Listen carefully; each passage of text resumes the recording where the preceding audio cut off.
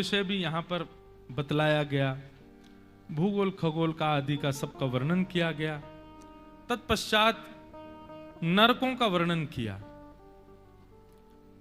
नरक, एक दिन हमने दंडपाणी भगवान का पूरा स्वरूप बताया था। ठाकुर जी दंडपाणी बन करके क्या करते हैं, उस दिन नरक का वर्णन किया था। उसी नरक के वर्णन में अब यहां पर अजामिलोपाख्यान सुनाया गया। अजामिल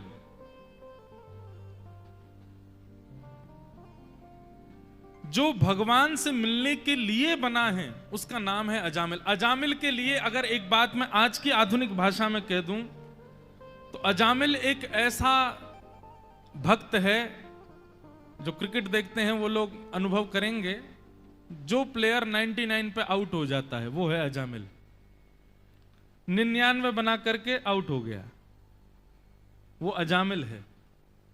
99 सीढ़ी चढ़ गया, बस एक बची थी भगवान से मिलने के लिए, वहीं पतन हो गया और नीचे गिर गया। ये अजामिल की कथा है। परम वैष्णव, परम भागवत, परम बीतराग, परम नियमों का पालन करने वाला अजामिल बस एक बार किसी कुसंग का दर्शन कर लेता है और उस कुसंग का दर्शन करके उसी के प्रति आकृष्ट हो जाता है। पत्नी है पर उसका त्याग कर देता है और एक वैश्या के साथ निवास करना प्रारंभ कर देता है और उस वैश्या की प्रसन्नता में रहने लग जाता है। उसकी प्रसन्नता के लिए जो कर सके वो करता है। परम पंडित, परम भक्त अजामिल केवल संग बिगड़ने की वजह से महान राक्षस प्रवृत्ति का हो गया, डाकू बन गया। केवल पत्नी को प्रसन्न करने के लिए धन लूट के लाता था और उस धन लूट को लाते लाते लाते इतना बड़ा डाकू बन गया कि अब तो उसका पेशा हो गया डकैती। एक संग ने सब बदल दिया। इसलिए संग सुधारना बहुत आवश्यक है भजनानंदी व्यक्ति को। एक तनिक सा भी स्पर्श, एक तनिक सा भी संग, वह भी हमारे ऊपर बहुत बड़ा प्रभाव डाल देता है। अरे कहां तक कहें, शास्त्रों में तो ऐसी ऐसी कथाएं भी हैं, मैं सुनाता भी हूं कि यदि किसी दूषित व्यक्ति के हाथ का बना हुआ अन्न भी हम पा लेते हैं, उसका भी प्रभाव 3-4 दिन तक हमारे चित्त पर रहता है कि ठाकुर जी के भजन में मन नहीं लगता, ठाकुर जी के भाव में मन नहीं लगता। बहुत सूक्ष्म है, इस सूक्ष्मता का अनुभव करो। अजामिल अपनी स्थिति से गिर गए और डकैती करने लगे, परंतु एक बार कुछ संतों का आगमन इनके गांव की तरफ हुआ। अयोध्या से वृंदावन की ओर जा रहे थे, कीर्तन करते हुए संतों की टोली जा रही थी। अजामिल के गांव से होकर निकले तो किसी से पूछा, यहां कोई वैष्णव है जिसके घर पर जाकर के हम थोड़ा कुछ प्रसाद आदि पालें, रात्रि विश्राम करें, सुबह ठाकुर जी की सेवा करके निकल जाएंगे। किसी मन चले व्यक्ति ने अजामिल का ही घर बता दिया। बोले हाँ, आगे से उल्टी तरफ मुड़ जाना, सीधे जाएंगे, वहां पर एक बहुत बड़ा भक्त है अजामिल, उसके घर चले जाओ आप। उसकी बात मान करके सब लोग अजामिल के घर पहुंच गए। द्वार खटखटाया, पत्नी ने द्वार खोल करके जब देखा इतने सारे संत, बोले हमने सुना है ये भक्त अजामिल का घर है। अब थी तो वो वैश्या, अब थी तो उसके अंदर अवगुण तो थे, उसने आकर के अजामिल को ऐसा कर दिया। पर कहीं ना कहीं बंधुओं, सबके अंदर गुण होता है। संसार में एक भी व्यक्ति ऐसा नहीं है जिसके अंदर कोई गुण ना हो। एक बहुत बड़ी खूबी है, ठाकुर जी ने सबको गुण युक्त करके भेजा है। जो सबका उपेक्षित है, जिसकी सब अवहेलना करते हैं, जो सबसे उपेक्षित है, ऐसा व्यक्ति भी संसार में जिसको कोई नहीं प्रिय मानता, उसके अंदर भी कोई ना कोई गुण तो है। अजामिल की पत्नी आज पहली बार भावुक हो गई। बोले किसी व्यक्ति ने इनको गलत भेज दिया है मेरे घर पर, ये तो डाकू अजामिल का घर है, कैसे करूं। चरणों में प्रणाम करते हुए सत्य बता दिया। बोले महाराज आपको किसी ने गलत बोल दिया है कि ये भक्त अजामिल, ये भक्त अजामिल नहीं है, इस नगर के सबसे बड़े डकैत अजामिल का घर है। ये मारना काटना लूटपाट करना ये उसका पेशा है, मेरा पति है, अभी भी कहीं लूट करने के लिए गया है, इसलिए मैं आपसे वार्ता कर पा रही हूं। पर आप बिल्कुल चिंतित मत होइए, अब आप आए हैं तो यहां से वापस नहीं जाएंगे, ये बाहर चौक जो है आप यहीं पर आप लोग सब विराज जाओ। अब मेरी रसोई तो पवित्र नहीं, मैं सामग्री देती हूं, आप बना करके पा लीजिए। संत रुक गए, अजामिल आया। अजामिल ने आकर के देखा, खूब क्रोध किया, संत महात्माओं पर चिल्लाने लगा, बरसने लगा, तुम लोगों को पता नहीं है तुम कहां बैठे हो? अरे अपने ये सब चिमटा वगैरह उठाओ, निकलो यहां से अभी। संत हो इसलिए कुछ कह नहीं रहा, कोई और होता तो अभी तक मृत्यु हो गई होती। उसकी आवाज सुनकर के पत्नी बाहर आई। पत्नी से इतना प्रेम करता था कि उससे भयभीत रहता था। क्यों चिल्ला रहे हो? मैंने कहा है इन लोगों को यहां रुकने के लिए। अजामिल तुरंत शांत हो गया। अच्छा तुमने कहा है तो कोई बात नहीं, ठीक है फिर तो बैठ जाए, 4-5 दिन रुके यहीं पे, कोई दिक्कत नहीं है।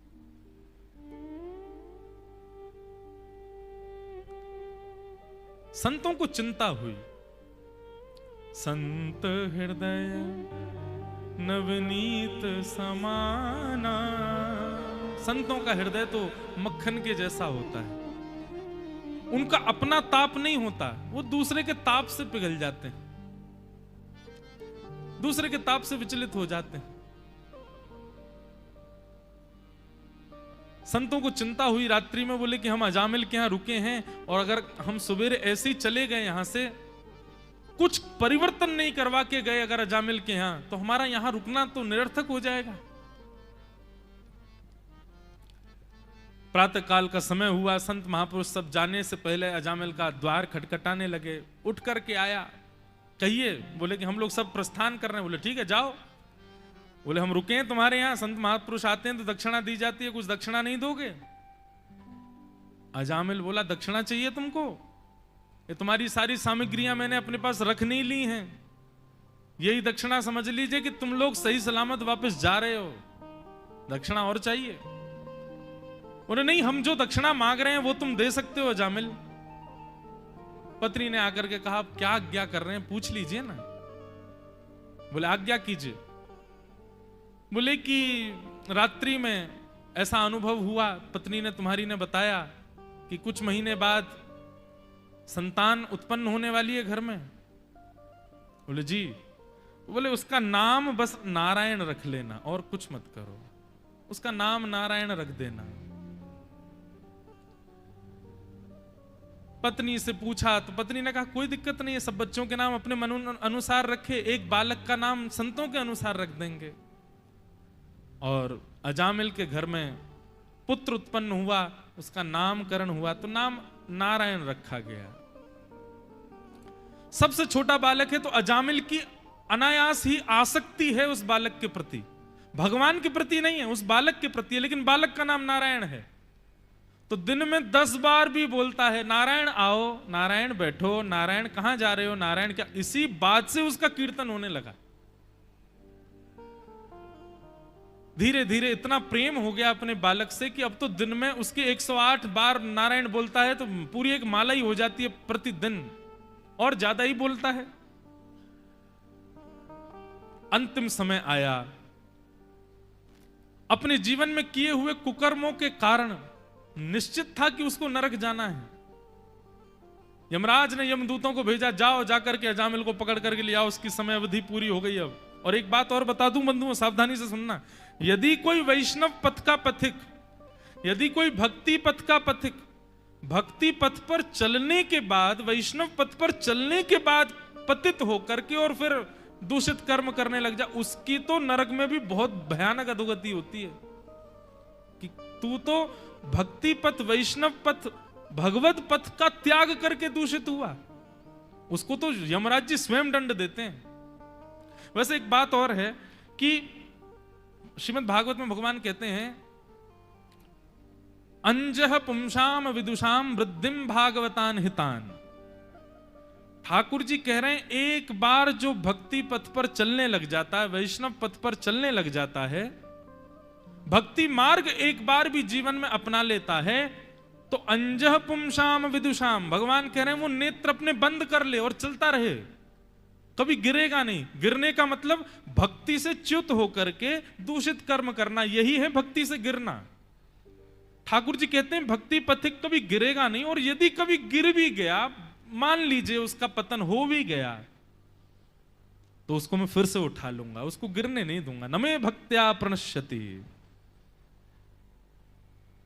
इसलिए ये बात, कहीं इस बात का अहम मत ले आइएगा भीतर कि हम भक्ति पथ पे आ गए, अब चाहे गलती हो भी जाए ठाकुर जी बचा ही लेंगे, नहीं। लेकिन ये बात निश्चित है कि ठाकुर जी उसका पतन नहीं होने देते, अजामिल का भी नहीं होने देंगे। कथा आती है, श्री जगन्नाथ जी के परम चरण उपासक थे श्री बलराम दास जी। श्री जगन्नाथ जी को पद सेवा किया करते थे, जगन्नाथ जी को पद सुना करके रिझाते थे, सेवा थी उनकी, वो मंदिर के गवैया ही थे। जगन्नाथ जी उनके पद से बड़े प्रसन्न होते थे। लेकिन अच्छा महाराज जी एक चीज है, आप यहां मास कथा में श्री जगन्नाथ जी खूब आए हैं, कथा में बार बार श्री जगन्नाथ जी का खूब स्मरण हुआ, और कथा में भी सामने जगन्नाथ जी विराजते हैं। हमारे नाना जी कहते थे जिनका अनायास स्मरण हो समझो वो आते हैं कथा में, पधारे हैं। महाप्रभु श्री जगन्नाथ जी का खूब स्मरण हुआ। तो श्री बलराम दास जी को सेवा थी, वो ठाकुर जी को पद गा के सुनाते थे, ठाकुर जी रीझते थे, कितनी बड़ी सेवा। एक बार एक कोई वैश्या वहां ठाकुर जी का दर्शन करने आई, और बलराम दास जी बैठ के पद गा रहे थे, और इनके पद की धुन में वो झूमने लगी, और झूमते झूमते उसने नृत्य प्रारंभ कर दिया जगन्नाथ जी के सामने। अब इनकी स्थिति क्या हुई कि ये जगन्नाथ जी को देख करके गाते थे, पर इनका मन उस वैश्या के प्रति आकृष्ट हो गया। अब ये तान, अब ये स्वर जगन्नाथ जी को रिझाने के लिए नहीं लगा रहे थे, अब ये उसको रिझाने के लिए लगा रहे थे। वो रीझे, था वही गायन, लेकिन केंद्र बदल गया। पहले जगन्नाथ जी थे, अब संसार हो गया। अब तो ये स्थिति हो गई कि ये गाते ही तब तक नहीं थे जब तक वो आती नहीं थी। जैसे ही उसका आना हुआ, इनका गाना प्रारंभ, उसी को रिझाने के लिए। जगन्नाथ जी से अब इनका कोई मतलब नहीं। जगन्नाथ जी सामने खड़े खड़े मुस्कुरा रहे थे, ठीक है, न मे भक्त्या प्रणश्यति, अपने भक्त को पतन से तो बचाऊंगा मैं। और एक दिन समय आया, महाप्रभु जगन्नाथ जी की रथ यात्रा का समय था, और श्री बलराम दास जी महाराज उस वैश्या के साथ कहीं भ्रमण करने गए थे। इतने भोग विलास में आतुर हो गए कि यह भी भूल गए कि आज श्री जगन्नाथ जी की रथ यात्रा है, और रथ यात्रा प्रारंभ भी तब होती थी जब बलराम दास जी पद गा देते थे। इतनी बड़ी सेवा थी बलराम दास जी की। बलराम दास जी महाराज भोग विलास में संलिप्त हैं, लेकिन आज प्रातःकाल जैसे ब्रह्म मुहूर्त में देखा, नगर के लोग सब जय जगन्नाथ जय जगन्नाथ कहते कहते दौड़ रहे हैं। अचानक से उन्होंने चिंतन किया, आज क्या है? ओहो, आज तो महाप्रभु जगन्नाथ जी की रथ यात्रा है। अपनी स्थिति को देखा, और देख करके मन में विचार, आत्मग्लानि होने लगी। राम राम राम, मैंने क्या किया? इतनी बड़ी सेवा मुझे मिली ठाकुर जी की, और मैंने उस सेवा से एक कन्या को प्रसन्न किया, एक वैश्या को प्रसन्न करने में लगा दिया। आज मैं ये तक भूल गया कि आज रथ यात्रा है। अच्छा, बलराम दास जी की ख्याति तो थी पूरी जगन्नाथपुरी में, लेकिन उनकी बदनामी हो गई थी। सबको पता चल गया था कि ये एक वैश्यागमन करते हैं। तो पुजारियों ने पहले ही मंत्रणा कर ली थी कि इस रथ यात्रा पर बलराम दास की सेवा नहीं होने देंगे। बलराम दास जी दौड़ करके आए, रथ के सामने खड़े होने लगे। पुजारियों ने धक्के देकर के भगा दिया, व्यक्ति तू आ भी मत जाना, हमें सब पता है तू कहां जाता है, क्या करता है, सब तेरे बारे में खबर है हमको। इतनी बड़ी सेवा महाप्रभु जी ने दी और तूने उसका दुरुपयोग किया। खबरदार, जो महाप्रभु जी के सामने आया भी तो निकल जाए यहां से। रथ के सामने भी नहीं आने दिया उसको। बलराम दास जी आत्मग्लानि में इतना रोए, एक बार तो इच्छा हुई रथ के नीचे ही प्राण त्याग दूं अपने।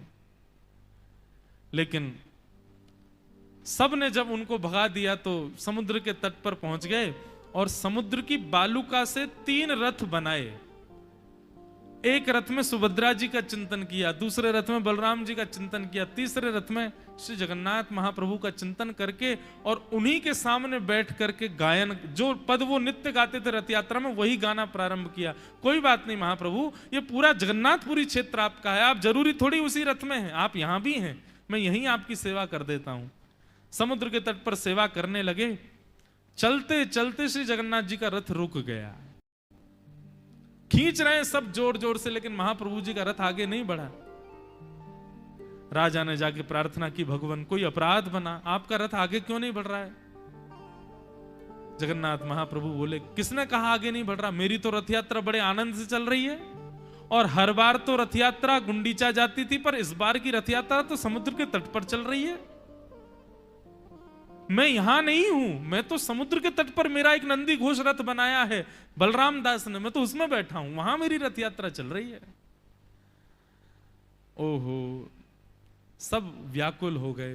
बोले हमने उसको नहीं आने दिया, हमने उसका त्याग कर दिया, हमने विचार किया कि वो महापतित है, लेकिन हमारे महाप्रभु जगन्नाथ जी इतने दूषित व्यक्ति के भी, इतने पतित भाव को भी उन्होंने अस्वीकार किया कि नहीं, वो पतित नहीं है, मेरा भक्त है। दौड़ करके सबने जाकर के देखा तो समुद्र के तट पर 3 बालुका के रथ और उनके सामने उछलते कूदते अकेले बलराम दास जी नृत्य कर रहे हैं, गा रहे हैं। बलराम दास जी के चरणों में सबने जाकर के निवेदन किया, बोले कि ठाकुर जी का रथ नहीं चल रहा है। बोले क्यों?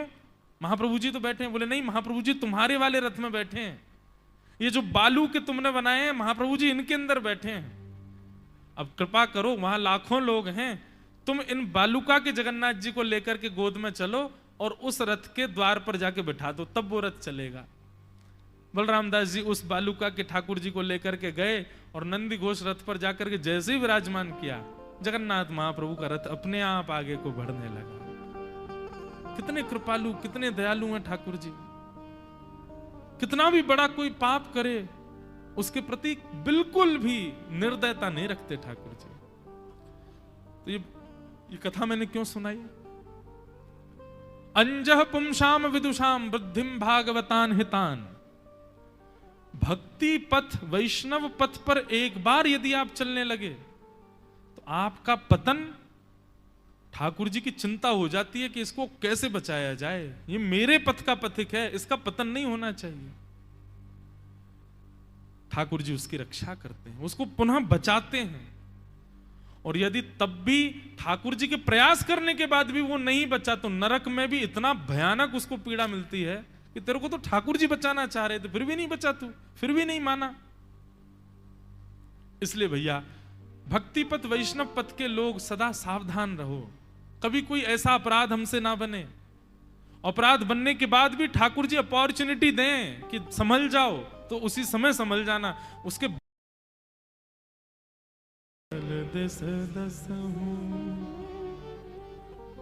भाव से, कुभाव से, आलस्य से कैसे भी यमदूत यमराज जी के पास गए, बोले महाराज हम तो गए थे उसको पकड़ने, उसने अपने बच्चे को बुलाया, और बच्चे को बुलाया क्या, 4 भुजा वाले वहां तो दूत प्रकट हो गए, उसको बचाने आ गए। यमराज जी बोले क्या पुकारा था उसने? बोले नारायण नारायण नारायण पुकारने लगा था। यमराज जी बोले धीरे बोलो, यहां नरक में बोलो नहीं, कोई सुन लेगा, वो बोल देंगे तो निवृत्त हो जाएंगे यहां से। यमदूतों ने कहा, बोले कि नारायण है कौन? बोले साक्षात पर ब्रह्म है, परमात्मा है, ईश्वर है। अरे वो तो अपने पुत्र को बुला रहा था। बोले कुछ भी हो, पुत्र कैसा भी हो, नाम तो नारायण है ना, नाम तो आदि है, नाम तो अनादि है। इसलिए आज के बाद ये 3 लक्षण जिसमें ना दिखें उनको पकड़ करके नरक में लाना। 3 लक्षण लिख लीजिए। कौन कौन से 3 लक्षण हैं?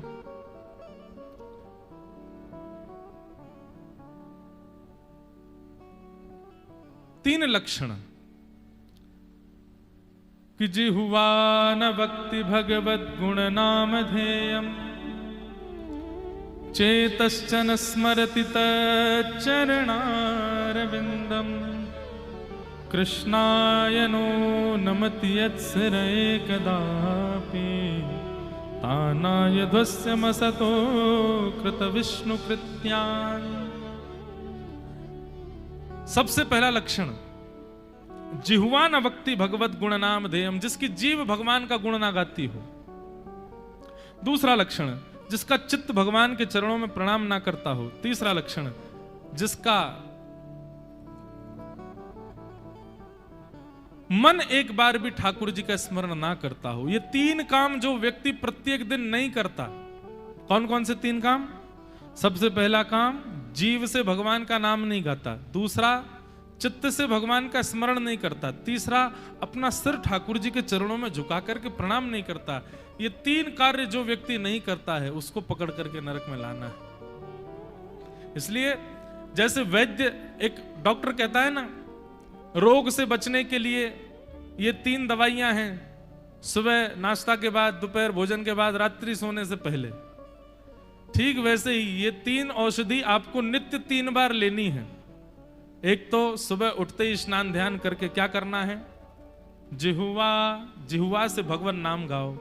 दूसरा, चित्त से भगवान को स्मरण करो।